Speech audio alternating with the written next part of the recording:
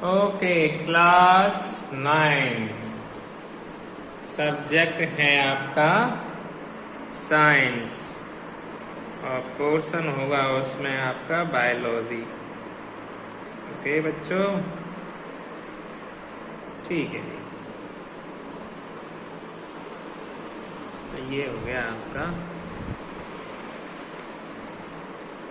Okay, today we discuss about the disease. तो disease समझ ले रहे हैं आपको पहले हम।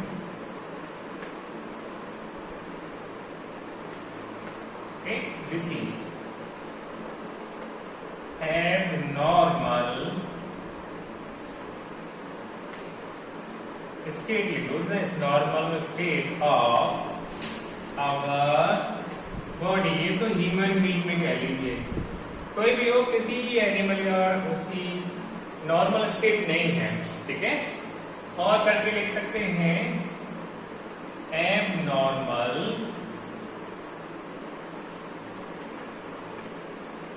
फिजियोलॉजिकल स्टेट, ओके, या कंडीशन। एबनॉर्मल मीन्स जो सही नहीं है, और फिजियोलॉजिकल हमारी बॉडी के बहुत सारे प्रोसेस होते हैं। जैसे फिजियोलॉजी में आती है रेस्पायरेशन, दूसरा है आपका डाइजेशन, सर्कुलेशन हो गया आपका, ओके। तो ये रेस्पायरेशन सांस लेने से दिक्कत है, डाइजेशन अगर खराब हो तो आपका डाइजेशन खाने से मतलब हो गया, और सर्कुलेशन मतलब ट्रांसपोर्ट यानी कि ब्लड से रिलेटेड हो गया। So these are the abnormal physiological state. कैसे हो जाएगी? जो फिजिकल है यानी कि हमारी बॉडी की जो डिफरेंट प्रोसेस है, अगर वो एबनॉर्मल है तो हो जाती है आपकी डिसीज में आ जाती है। किसमें आ जाती है? डिसीज। सही है तो कोई दिक्कत नहीं है। नॉर्मल तो abnormal physical state of our body या एबनॉर्मल फिजिकल स्टेट कह देते हैं इसको, ठीक है। चलिए, तो ये हो जाता है डिसीज। और हेल्थी में आपका आ जाता है कि नॉर्मल या फिट, ओके। तो हेल्थ क्या होती है उसको भी समझ लेते हैं। ये डिसीज हो गया, तो हेल्थ है आपकी, हेल्थ मीन्स, और हेल्थ हो जाएगा आपका, एक तो है आपका मेंटल, ओके, और फिजिकल एंड सोशल।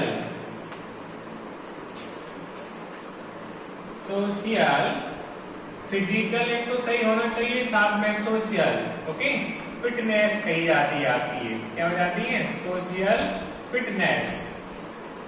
हेल्थ का मतलब है आप शारीरिक रूप से तो स्वस्थ होंगे ही, साथ में मानसिक रूप से भी स्वस्थ होने चाहिए, तब आप हेल्थी पर्सन होंगे या आपकी हेल्थ फिट होगी, ओके। तो हेल्थी पर्सन का मतलब is mentally and socially both are fit, okay. दोनों ही उसके सही हैं। अगर एक जबरदस्त पहलवान इंसान है और वो चोरी करता है तो वो हेल्थी नहीं है या उसका स्वास्थ्य सही नहीं है, क्योंकि उसकी जो मानसिक स्थिति है वो परिपक्व नहीं है, ओके। तो इस तरह से ये हो जाता है कि हेल्थ वो है जिसमें इंसान फिजिकल एंड सोशल फिटनेस है, ठीक है। हेल्थ मतलब फिजिकल एंड सोशल फिट या फिटनेस कह देते हैं उसको। तो ये हो गया आपका हेल्थ। और healthy person, okay, healthy person का मतलब है कि वो आपका मेंटली और सोशली कैसा होना चाहिए? स्वस्थ होना चाहिए। उसका शारीरिक भी सही होना चाहिए, साथ में समाज के प्रति उसकी सोच भी अच्छी होनी चाहिए। तो ये अब आप कहता है कि आदि कहां से है? ये सोशली हेल्थ या सोशली फिटनेस कह लीजिए। तो हमारी जो कम्युनिटी है, क्या है? कम्युनिटी, जहां हम लोग रहते हैं, इन्वायरमेंट, ठीक है। तो इन्वायरमेंट कहिए या कम्युनिटी कहिए, आवर एनवायरमेंट,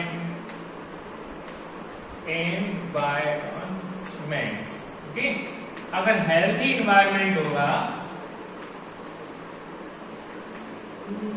ओके, तो हमारी जो नेक्स्ट जनरेशन, मान लीजिए चाहे कोई भी इंसान होगा, अच्छे समाज में अगर वो ग्रो करता है, सामाजिक रूप से वो अच्छी जगह पर रहता है, तो ऑब्वियसली उसका जो मेंटल होगा, मेंटल थिंकिंग होगी, उसकी जो सोच होगी वो अच्छी होगी, ठीक है।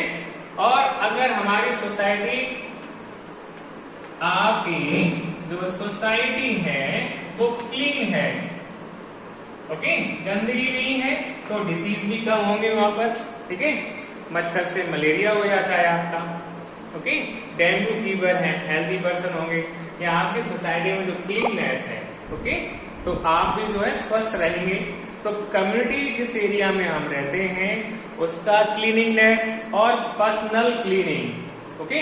एक तो सोसाइटी जहां हम लोग रह रहे हैं, जिस कॉलोनी में रहते हैं वहां साफ सुथरा होना चाहिए, साथ में जिस सोसाइटी में हम रहते हैं वहां साफ सुथरा, और फिर पर्सनल कम्युनिटी, पर्सनल हाइजीन जिसे कहते हैं आप खुद की साफ सफाई, ओके, दांत का ब्रश करना, ओके, डेली नहाना, ये सारी क्या से पर्सनल हाइजीनिक आ जाती हैं।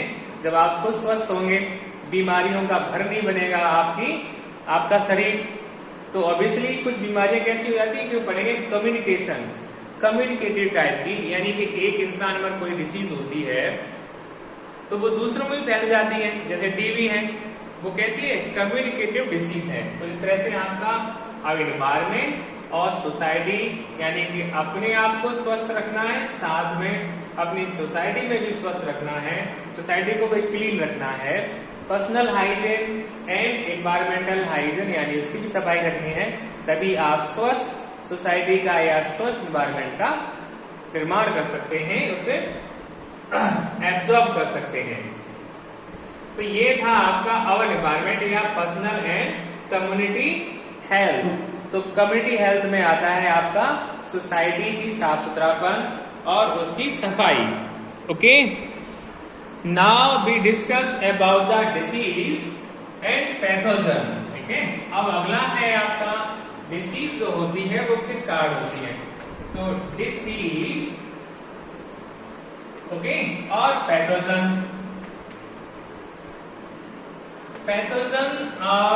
से पहले डिसीज समझिए। डिसीज क्या थी, abnormal condition of physiological state.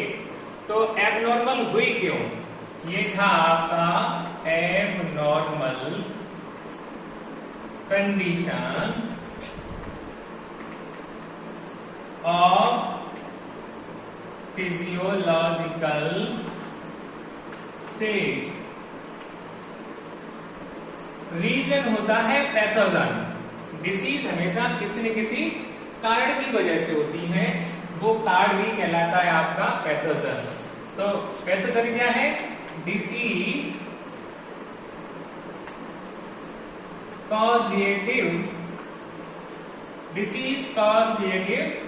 Agent is called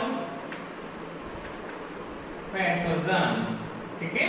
तो पैथोजन क्या है, कोई न कोई कारण होता है, ठीक है जी।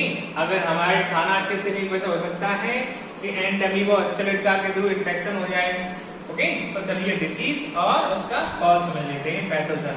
जैसे है आपकी मलेरिया, मलेरिया है आपका डिसीज, ये एग्जाम्पल हो गया, और उसका पैथोजन जो होता है वो प्लाज्मोडियम होता है। प्लाज्मोडियम मच्छर नहीं है, मच्छर प्लाज्मोडियम का कॉज होता है, यानी मलेरिया का कारण मच्छर नहीं है, मच्छर एक वेक्टर है, यानी कि इसके ये वाहक होता है, एक इंसान से दूसरे इंसान को ले जाने के लिए एक वेक्टर है, ठीक है। यानी जब कोई चीज एक किसी पैरासाइट के द्वारा या किसी भी वेक्टर के थ्रू ट्रांसपोर्ट होती है या किसी थ्रू लाई जाती है, मीडियम जो होता है उसे वेक्टर कह देते हैं, ठीक है। तो यहाँ है आपका प्लाज्मोडियम, ये कॉज है किसका, मलेरिया का, ठीक है। ये प्लाज्मोडियम जो होता है एक पर्सन से दूसरे पर्सन में मच्छर के द्वारा यानी फीमेल एनाफिलिस के द्वारा ट्रांसपोर्ट किया जाता है, ओके। ऐसे ही आपका डेंगू है, तो डेंगू जो फीवर होता है आपका, डेंगू फीवर का जो पैथोजन है वो है आपका वायरस। क्या है, वायरस। वो एडिस मस्कुटो नहीं है, एडिस मस्कुटो में तो वायरस ग्रो कर जाता है, ठीक है। तो इस तरह से प्लाज्मोडियम और वायरस आर द पैथोजन। ये डिसीज कॉज करते हैं, बीमारी के कारण है। ऐसा ही तीसरा समझ लीजिए आप, टीबी जो होती है, TB tuberculosis, T for tuber, B for bacillus, ठीक है, ट्यूबरकुलोसिस कही जाती है। इसमें एक बैक्टीरिया है, क्या है आपका ये बैक्टीरिया, ओके। माइकोबैक्टीरियम ट्यूबरकुलोसिस का पूरा नाम होता है। तो बैक्टीरिया के कारण टीबी होती है, ओके। और ये कैसी है, कम्युनिकेटिव टाइप की, जिससे एक इंसान से दूसरे इंसान में ये फैलती रहती है। टीबी कैसी है, कम्युनिकेटिव। ये तीनों बीमारियां आपकी इंफेक्शियस डिसीज हैं, कम्युनिकेटिव डिसीज हैं, one person to another person through a medium. तो इसका मीडियम तो आपका एयर हो जाता है, इसका मीडियम तो आपका जो है मॉस्किटो हो जाता है, और इसका मीडियम भी आपका फीमेल एनाफिलीज, वो भी मॉस्किटो है, ओके। तो डिफरेंट वेक्टर हैं, these are the vector, okay. तो वेक्टर भी समझ में आ गया, यानी मीडियम भी समझ लेना चाहिए, और आपके पैथोजन जो होते हैं, कॉजेटिव एजेंट भी समझ में आने चाहिए, ओके। अब डिसीज होती है दो टाइप की, एक है आपकी कम्युनिकेटिव और दूसरा है तो टाइप ऑफ डिसीज में हम एक समझा देते हैं आपको, दो टाइप की है, नॉन इन्फेक्शियस डिसीज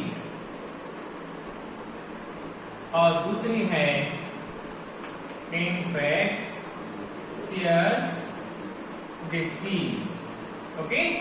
तो इसको कम्युनिकेटिव भी कहते हैं, नॉन कम्युनिकेटिव। नॉन मीन्स, ठीक है, नो हो जाता है, तो नॉन इन्फेक्शियस, नॉन कम्युनिकेटिव एक ही बात, उसका सिनोनिम्स है।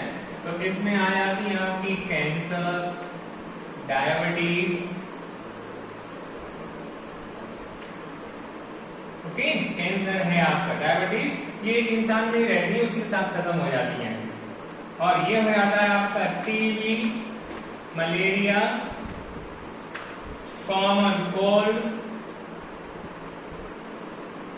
Okay. So these are the communicative और इन्फेक्शियस डिसीज, ठीक है जी। थ्रू ए मीडियम, किसी भी मीडियम के थ्रू एक इंसान से दूसरे इंसान में पहुंचती रहती है, ठीक है। तो ये हो जाती है आपकी डिसीज और डिसीज के टाइप, ओके। दूसरा पार्ट आपका नेक्स्ट वीडियो में एक्सप्लेन होगा, okay. Thank you very much.